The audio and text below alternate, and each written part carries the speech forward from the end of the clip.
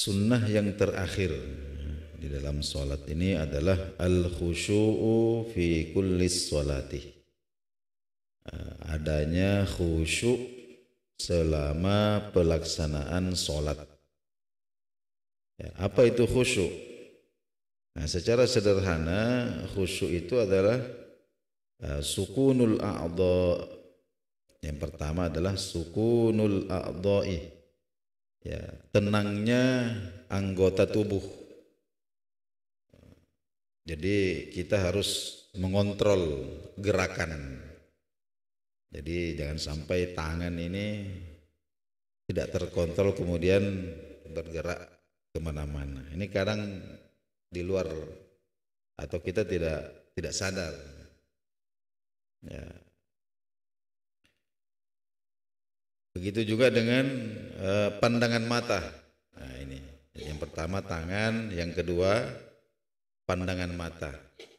Pandangan mata ini kita disunnahkan untuk membuka kemudian diarahkan ya, ke tempat sujud kita.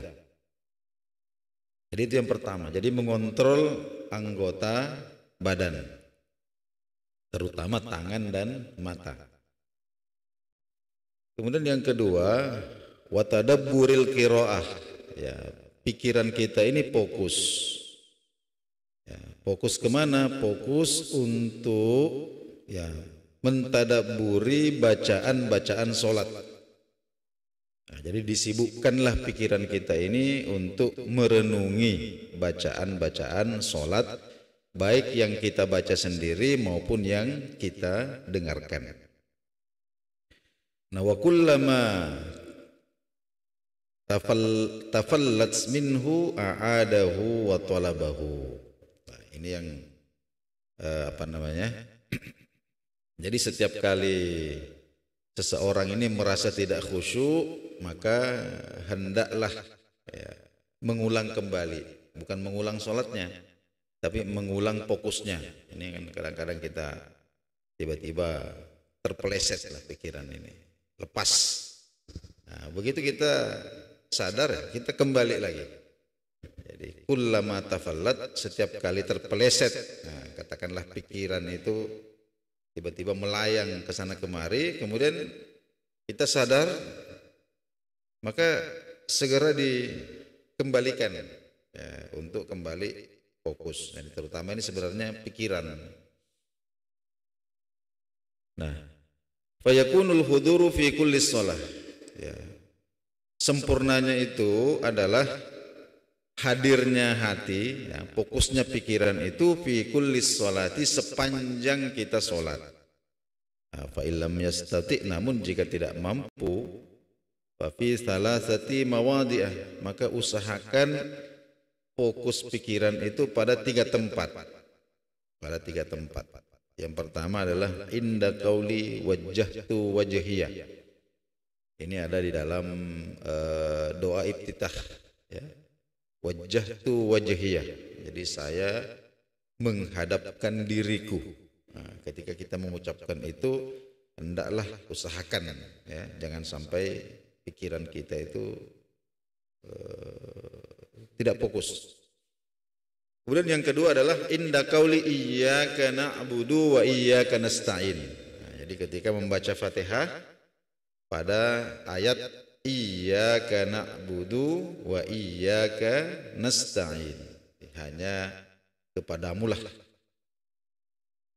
ya kami sembahkan solat kami ini, wa iyyaka nasta'in, dan hanya kepadamulah kami minta pertolongan.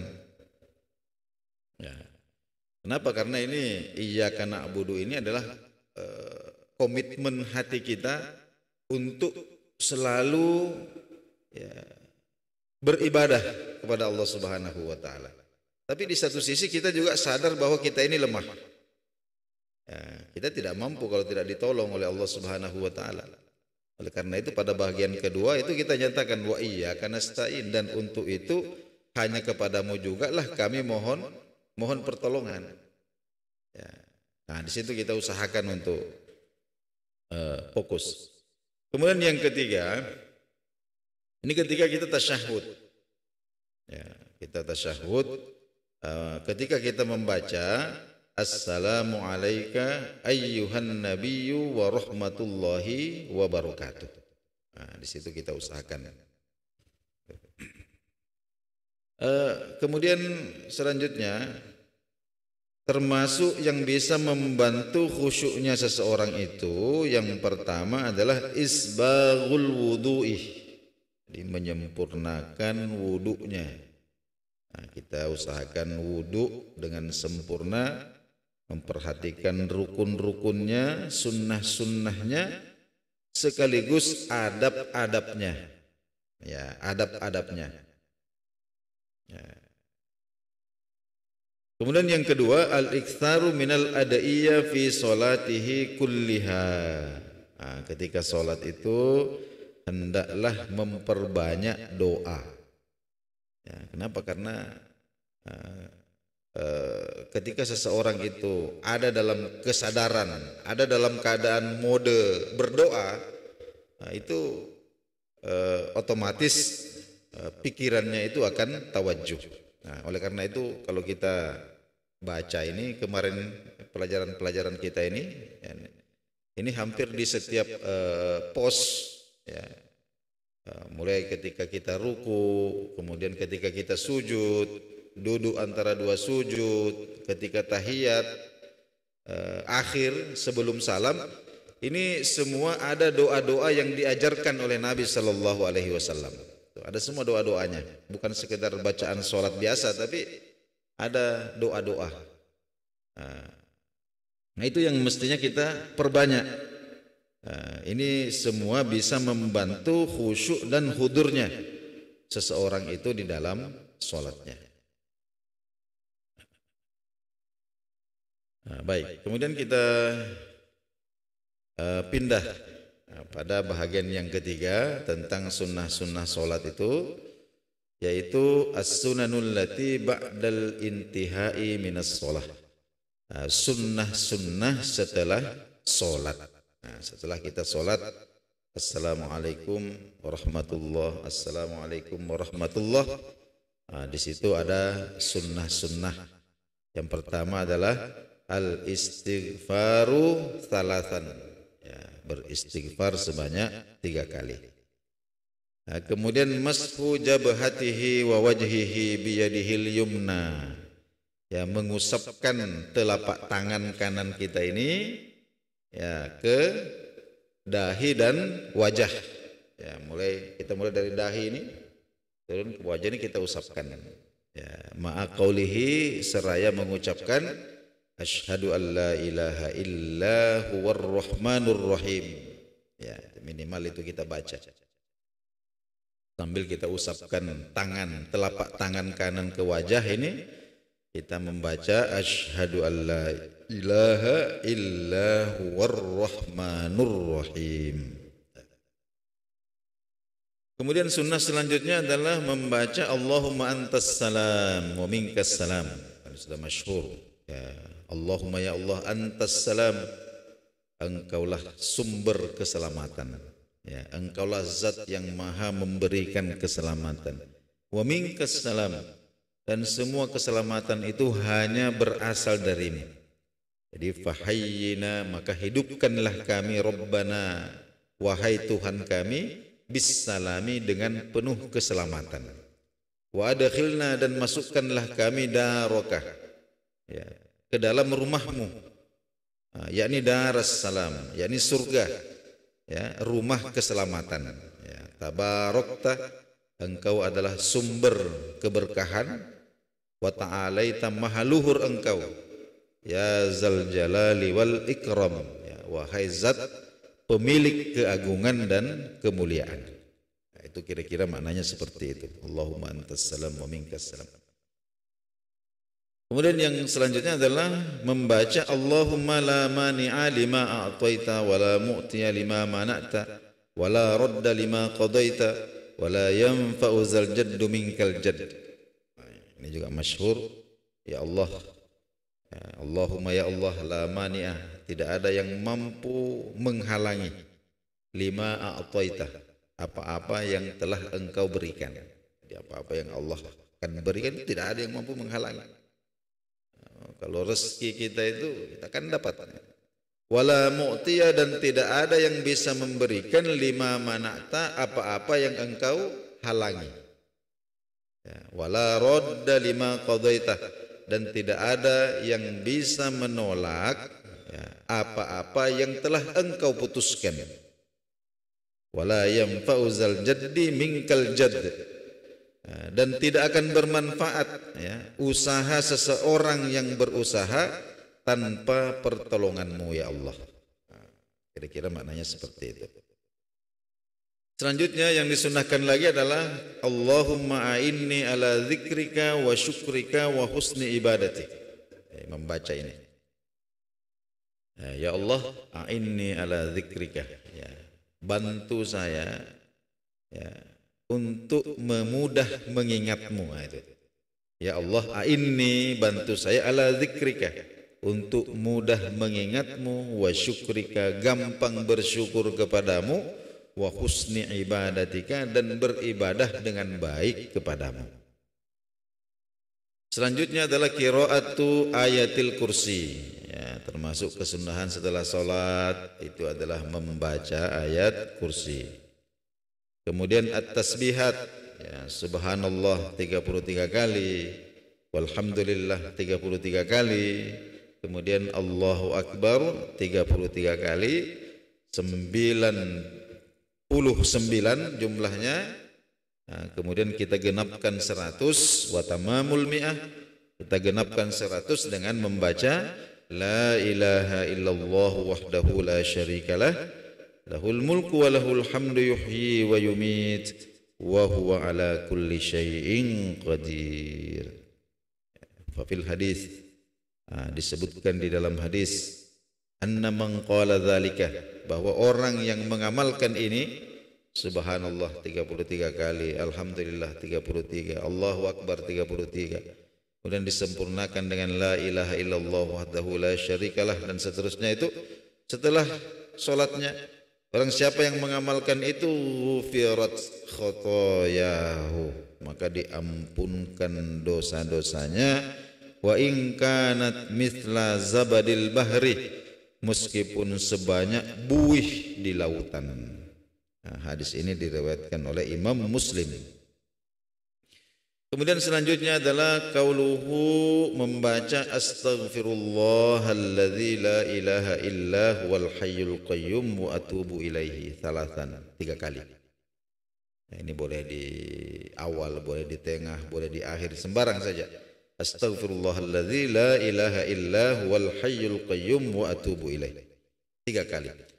Fafil hadis, disebutkan di dalam hadis, nah, ini diriwayatkan oleh Imam Abu Dawud, ya, ghufira lahu wa in kana farra minaz zahfi, ya, yang mengamalkan ini ya, membaca istighfar seperti ini setiap kali selesai sholat sebanyak 3 kali, maka diampuni dosa-dosanya, meskipun dosa itu karena lari dari medan pertempuran.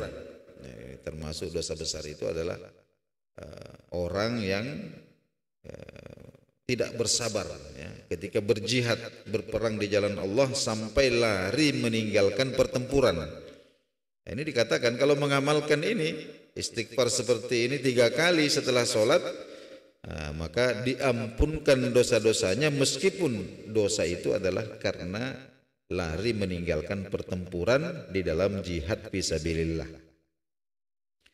Ini untuk semua sholat fardu.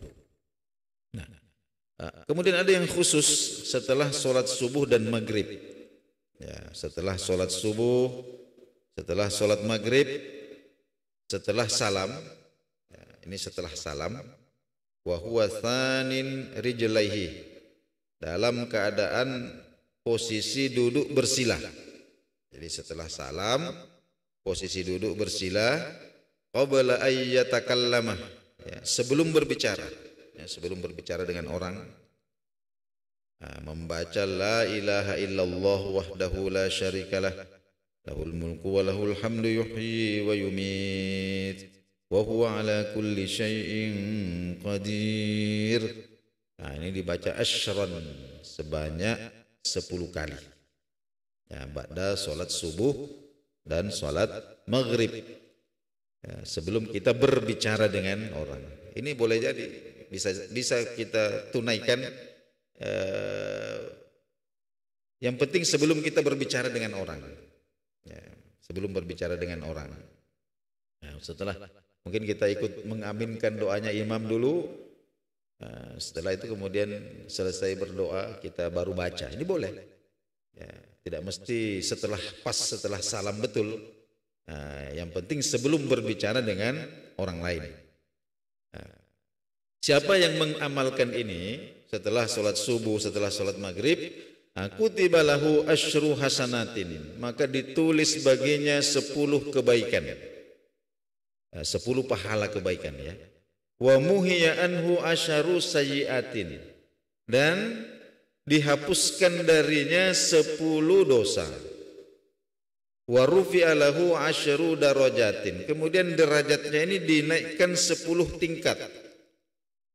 10 tingkat. Wa kana yaumuhu dzalika fi hirzin min kulli makruhin, dan pada hari dia mengamalkan itu akan dijauhkan dari semua keburukan. Wa hurisa minasyaiton, dan dijaga dari syaitan ya. Walam yambagi li dzambin ya, dan tidaklah pantas ia mendapatkan catatan dosa yudrikuhu fi dzalikal yaum, pada hari itu ya, illa syirka billahi ta'ala, kecuali kalau dia menyekutukan Allah Subhanahu wa ta'ala. Ini diriwayatkan oleh Imam Malik dalam kitab Al-Muwatta dan Al-Imam Al-Bukhari dalam kitab sahihnya. Kemudian selanjutnya adalah qauluhu ba'da salatais subhi wal maghrib. Ya, ini juga kesunahannya setelah salat subuh dan salat maghrib. Ya. Allahumma ajirni minan nar. Ya, sab'an. Ya, ini kita berdoa kepada Allah. Allahumma ajirni minan nar. Ya Allah, bebaskanlah saya dari neraka. Ini sab'an ya. Sunnahnya dibaca sebanyak 7 kali. Kemudian qauluhu asyhadu an la ilaha illallah wahdahu la syarikalah ilaha wahidan wa rabban syahidan wa nahnu lahu muslimun arba'an. Nah, ini juga disunnahkan untuk membaca asyhadu an la ilaha illallah wahdahu la syarikalah. Jadi saya bersaksi bahwa sesungguhnya tidak ada ilah yang hak diibadahi melainkan Allah saja. Ya, yang Maha Esa, la syarikalahu, tidak ada sekutu baginya. Ilahan wahidan, ya, yang Maha Esa, wa rabban syahidan, maha menyaksikan, wa nahnu lahu muslimun, dan kepadanya kami berpasrah diri. Kemudian selanjutnya adalah ad-du'a'u ba'da kulli sholatin, ya, disunnahkan berdoa setiap kali selesai sholat. Kita bisa mengaminkan doanya imam boleh, kita mau berdoa sendiri juga tidak mengapa, ya, tidak mengapa. Kemudian waraful yadaini, berdoa ini waraful yadaini dengan mengangkat kedua tangan. Setelah berdoa wa mashul wajhi bihima, kemudian mengusapkan kedua tapak tangan itu ba'dahu, setelah berdoa. Dan di dalam doa itu yang paling penting itu ada walhamdalah wassalatu ala nabiyyi fi awwalihi wa akhirih. Hendaklah, ya, di awal dan di akhir doa itu ada pujian kepada Allah dengan ucapan alhamdulillah, kemudian ada salawat kepada baginda Nabi sallallahu alaihi wasallam. Kemudian selanjutnya al-muktsu fi musallahu hatta yaqumal imam. Nah, disunnahkan bagi makmum untuk tetap berada di tempat sholatnya hatta yaqumal imam, sampai imam berdiri meninggalkan tempatnya atau bergeser dari tempatnya. Kemudian al-insirafu ila jihati hajatihi. Nah, jadi setelah itu hendaklah dia berjalan ya menuju ya arah sesuai dengan keperluannya. Nah, ini umpama kita mau kita punya sepeda motor di kanan atau di kiri ya kita mengarah ke situ. Tapi kalau tidak punya tujuan, ya maksudnya masih cuma mau meninggalkan saja tempat duduknya itu, ya, mungkin mau melanjutkan baca-baca Quran, wa illa fa an yamini. Tapi kalau seumpama belum ada arah yang ditentukan, masih ingin duduk dulu di masjid, apakah mau baca Quran atau mau istirahat dulu, fa ayyamini, maka hendaklah kemudian dia berdiri, kemudian bergerak ke arah kanan, bergerak ke arah kanan. Nah, ini hal-hal yang sederhana, tapi kalau kita amalkan ini, masya Allah, pahalanya adalah menghidupkan sunnah Nabi Sallallahu Alaihi Wasallam. Nah hadirin, hadirat rahimakumullah, inilah dahulu yang sempat kita kaji pada subuh hari ini.